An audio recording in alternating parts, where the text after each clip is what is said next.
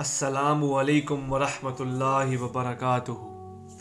لا حول ولا قوۃ الا باللہ العلی العظیم۔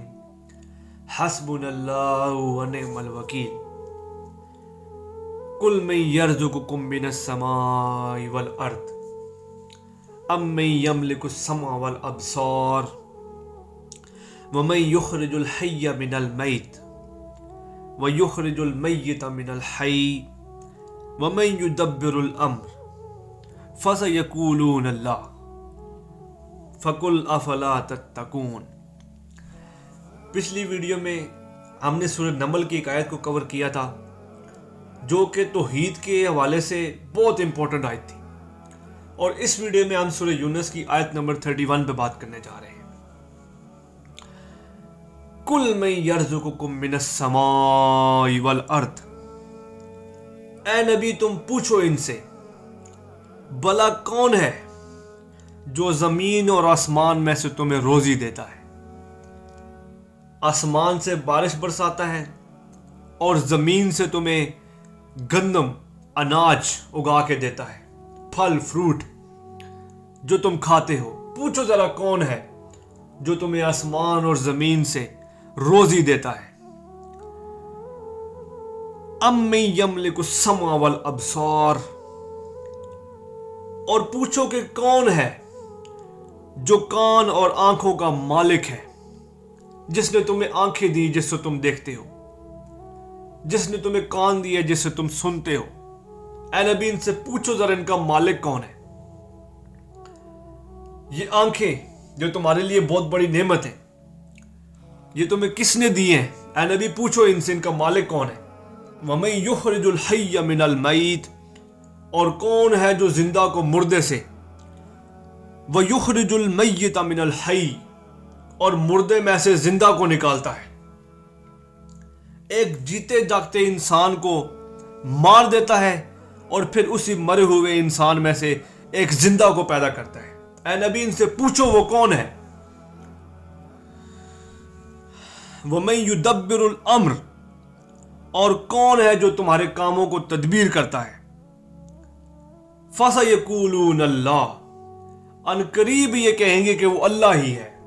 آئے ہائے ہائے، جب جان ان کے شکنجے میں پھنسے گی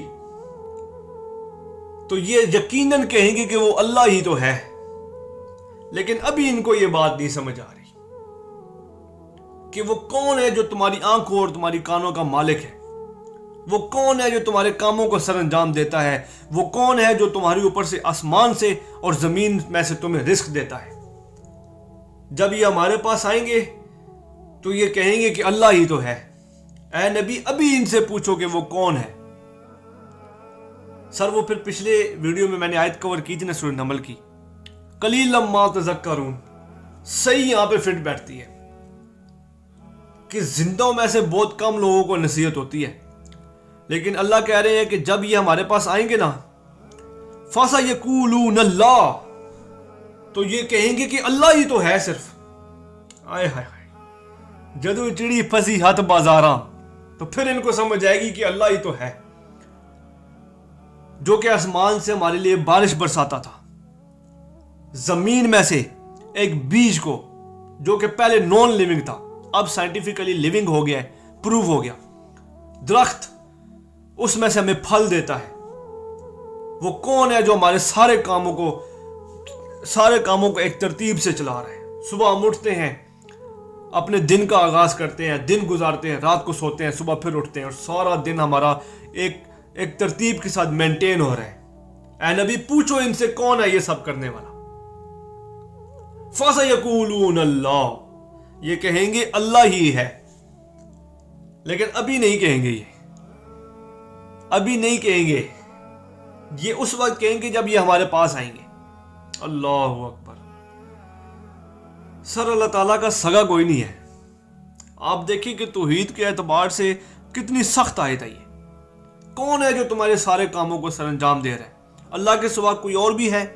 الہ مع اللہ، اللہ کے سوا کوئی اور ہے؟ لیکن پھر آگے ہم دیکھیں نا تو آگے آتا ہے قلیلا ما تذکرون، بہت کم لوگ ہی تو نصیحت حاصل کرتے ہیں۔ اللہ کے سوا کوئی نہیں ہے. لیکن یہ ایک وقت آئے گا جب یہ کہیں گے فَسَيَقُولُونَ اللہ، اللہ ہی تو ہے. اور وہ وقت کون سا ہوگا؟ جب یہ ہمارے پاس آئیں گے. اوئے ہوئے ہوئے سر. اور اللہ تعالیٰ ہمیں کس طریقے سے سمجھائیں کہ اللہ تعالیٰ نے قرآن پاک میں اپنے انبیاء کے اوپر بھی گرفت نہیں فرمائی.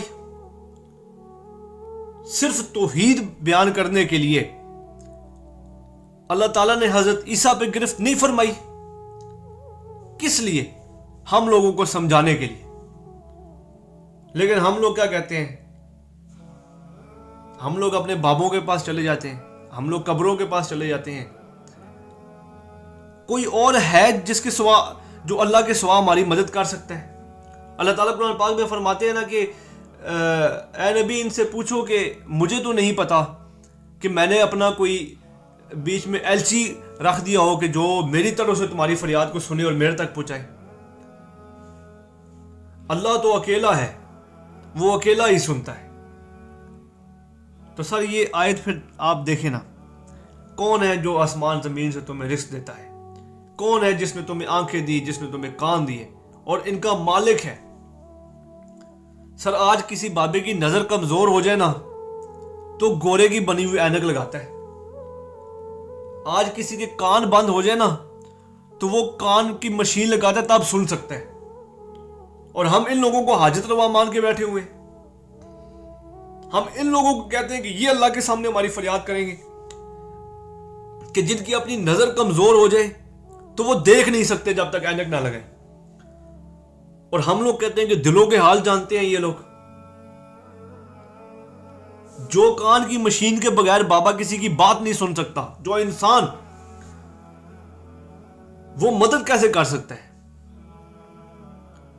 کسی بابے کے دل کا وال بند ہو جائے، کسی انسان کے دل کا وال بند ہو جائے، کون ہے اللہ کے سوا جو اسے ٹھیک کر سکے گا؟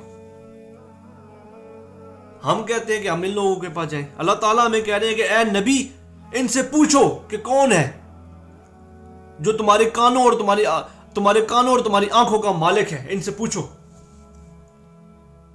ابھی تو نہیں کہیں گے لیکن یہ بعد میں کہیں گے کہ اللہ ہی ہے. لیکن سر اس وقت فائدہ کوئی نہیں ہوگا جب ہم کہیں گے کہ اللہ ہی ہے. ابھی سمجھ نہ آئی تو پھر کیا فائدہ ہو؟ فَسَيَقُولُونَ اللہ کا مزہ تو ابھی ہے کہ ہم کہیں کہ صرف اللہ ہی ہے، اللہ کے سوا کوئی بھی نہیں ہے. اس وقت کہنے کا کیا فائدہ کہ جب فرشتے بھی ہمیں یہ کہہ دیں گے کہ تو نے خود پڑھ کے سمجھنے کی کوشش نہیں کی تھی، تو پھر ہم کیا کہیں گے وہاں پہ؟ آئے افسوس، آئے افسوس. تو اللہ تعالیٰ ہمیں قرآن کو سمجھ کر اس پر عمل پیرا ہونے کی توفیق عطا فرمائے. اس ویڈیو میں جو کچھ بیان کیا، اگر کوئی کمی پیشی رہ گئی ہو، کوئی غلطی ہو گئی ہو، اللہ تعالیٰ مجھ سے درگزر فرمائے. اللہ تعالیٰ ہم سب کے گناہوں کو معاف فرمائے اور ہمیں توحید صحیح معنوں میں سمجھ کر اور دوسروں تک پھیلانے کی توفیق عطا فرمائے. وما علینا الا البلاغ المبین. السلام علیکم ورحمۃ اللہ وبرکاتہ.